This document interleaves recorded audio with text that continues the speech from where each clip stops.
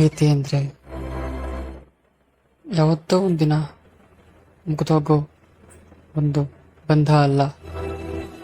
ಒಂದ್ಸರಿ ನಾವು ಯಾರನ್ನಾದ್ರೂ ಪ್ರೀತಿಸಿದ್ರೆ ಸಾಯೋವರೆಗೂ ಅವ್ರ ಜೊತೆನೇ ಇರಬೇಕು ಅಂತ ನಾವು ನಿರ್ಧಾರ ಮಾಡಬೇಕು. ಆಗ ಮಾತ್ರ ಅದು ನಿಜವಾದ ಪ್ರೀತಿ ಅನಿಸ್ಕೊಳ್ಳುತ್ತೆ. ನಾವು ಪ್ರೀತಿಸೋರು ಒಳ್ಳೇದು ಮಾಡಲಿ ಕೆಟ್ಟದ್ದು ಮಾಡಲಿ ಅವ್ರ ಜೊತೆನೇ ನಾವು ಜೀವನ ನಡೆಸ್ಬೇಕು. ಅವ್ರು ತಪ್ಪು ಮಾಡಿದ್ರು ಅಂದ ತಕ್ಷಣ ಅವರಿಂದ ಯಾವತ್ತೂ ದೂರ ಇರಬೇಡಿ. ನೀವು ಯಾರನ್ನ ಪ್ರೀತಿಸ್ತಿರೋ ಕೊನೆವರೆಗೂ ಅವ್ರ ಜೊತೆನೇ ಇರಿ. ನಾವು ಪ್ರೀತಿಸೋರ್ ಕಷ್ಟದಲ್ಲಿದ್ದಾಗ ನಾವು ಪ್ರೀತಿಸೋರ್ಗೆ ಮೊದಲು ನೆನಪಾಗಬೇಕಾಗಿರೋದು ನಾವು. ಆ ರೀತಿ ನಾವು ನಮ್ಮ ಪ್ರೇಮಿ ಅಥವಾ ನೀವು ಯಾರನ್ನ ಪ್ರೀತಿಸ್ತಿರೋ ಅಥವಾ ಅವ್ರಿಗೆ ನಡ್ಕೊಳ್ಳಿ.